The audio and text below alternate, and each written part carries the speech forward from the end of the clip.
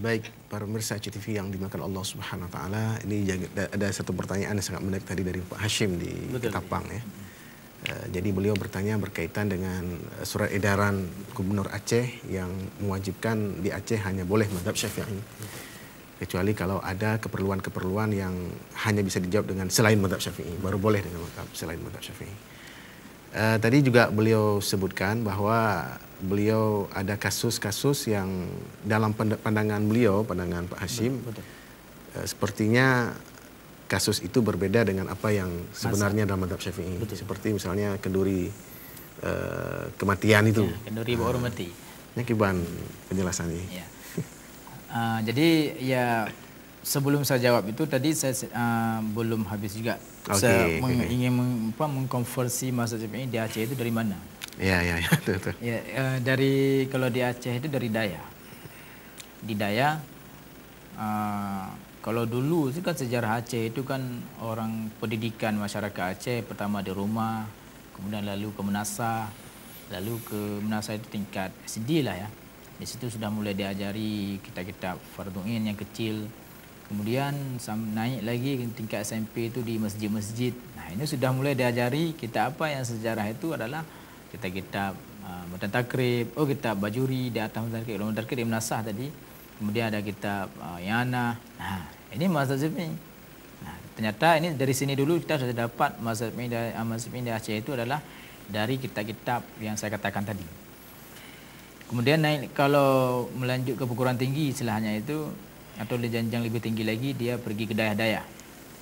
Kalau di Aceh dulu sudah ada Dayak, misalnya sudah ada Dayak di Langsa juga ada dan sejarah. Pokoknya ada ke Dayak, naik ke Dayak. Nah, apa yang ingin saya sampaikan? Mazhab Syafi'i kalau dikatakan mazhab Syafi'i itu untuk sekarang kita bukan kitab Al-Um. Tetapi adalah dari kitab-kitab yang revisi mazhab Syafi'i yang saya katakan tadi. Dari karya-karya Imam Nawawi, karya-karya Imam Rafi'i, karya-karya Imam Ibnu Hajar, karya-karya Imam Ramli, dan sekarang belum ada ijma ulama, tapi menurut sebagian ulama menyatakan juga karya Syekh Wahbah Zuhaili, ya Syekh Ali Jumu'ah dan yang lain. Tapi yang pasti yang saya katakan yang 4 orang tadi, itu mazhab Syafi'i. Nah, kitab yang muncul sekarang yang ditulis atas dasar revisi mereka itu mazhab Syafi'i. Tetapi kitab yang ditulis sekarang yang bukan atas dasar revisi mereka itu diragukan mazhab Syafi'i. Baik, tengku sedikit mungkin nanti kita akan sampaikan satu tema khusus berkaitan dengan itu. Baik. Ada satu penjelasan juga dari kitab I'anatul Talibin ya. Innal mu'tamada fil madhhab lil hukmi wal fatwa mattafaqa alaihi syekhani. Ya. Fama jazama alaihi an-Nawawi far-Rafi'i fama rajjahahu al-akthar. Ya kan? Ya. Kemudian fal a'lam fal awra. Nah, jadi para musyafi'i Allah muliakan, sesungguhnya yang mu'tamad yang bisa dijadikan panduan dalam madhab Syafi'i itu yang pertama adalah apa yang disepakati oleh 2 orang syekh. Itu Imam Nawawi dan Imam Rafi'i. Ya, kemudian disebutkan apa yang ditarjih oleh Imam Nawawi yang berikutnya. Kemudian apa yang ditarjih oleh Imam Rafi'i. Kemudian mayoritas ulama mazhab Syafi'i.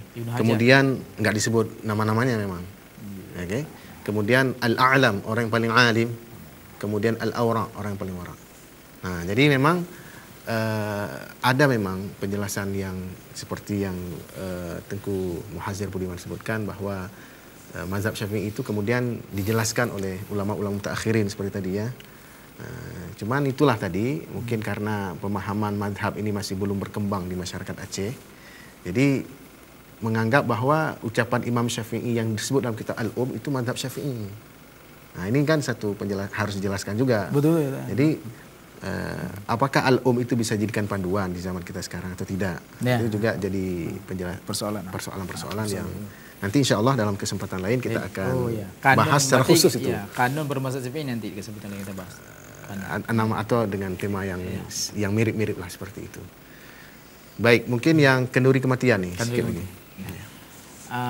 Masalah kenduri kematian itu biasanya orang menjadikan ada ditulis dalam kitab I'anah bahwa kenduri kematian itu tidak boleh. Dan ini biasanya orang-orang menjadikan ini kambing hitam untuk menolak, mengkritisi dan membid'ahkan apa itu amalan-amalan masyarakat Aceh yang bermazhab Syafi'i. Jadi sehingga mereka-mereka ini yang mengkritisi ini menyatakan apa ini masyarakat Aceh ini, mereka mazhab Syafi'i tapi dalam amalannya bukan mazhab Syafi'i. Nah, dalilnya apa? Dalam kitab I'anah. Kitabnya dilarang.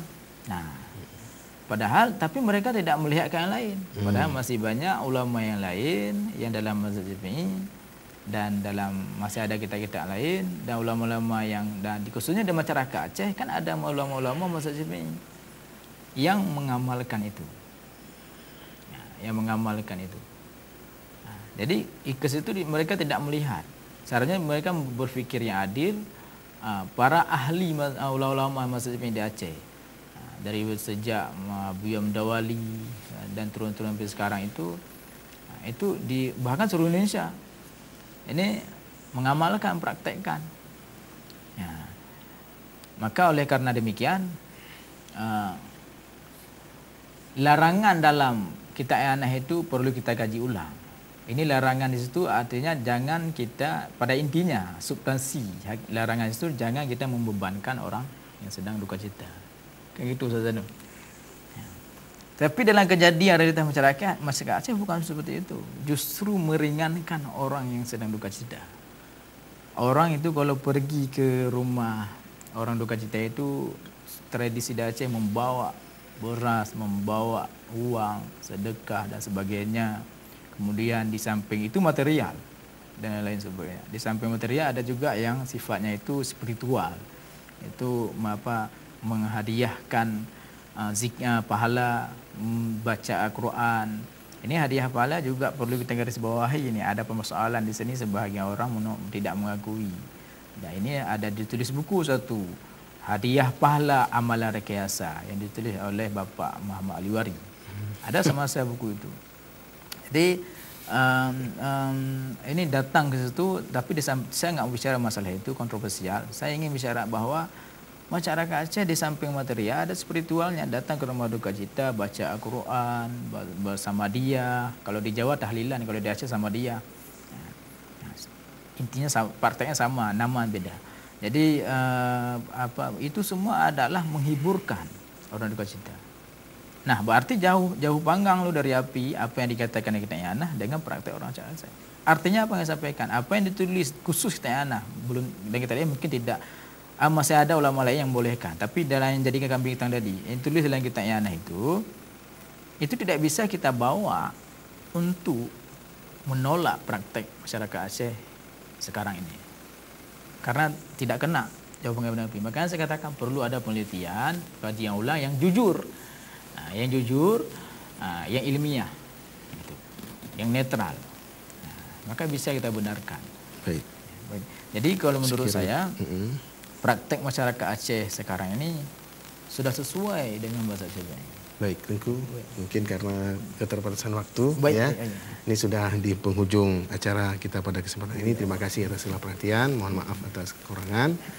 Dan juga kepada Tengku Muhazir Budiman kita ucapkan terima kasih juga. Kita tutup dengan doa kafaratul majlis. Subhanakallahumma bihamdika asyhadu an la ilaha illa anta astaghfiruka wa atubu ilaik. Assalamualaikum warahmatullahi wabarakatuh.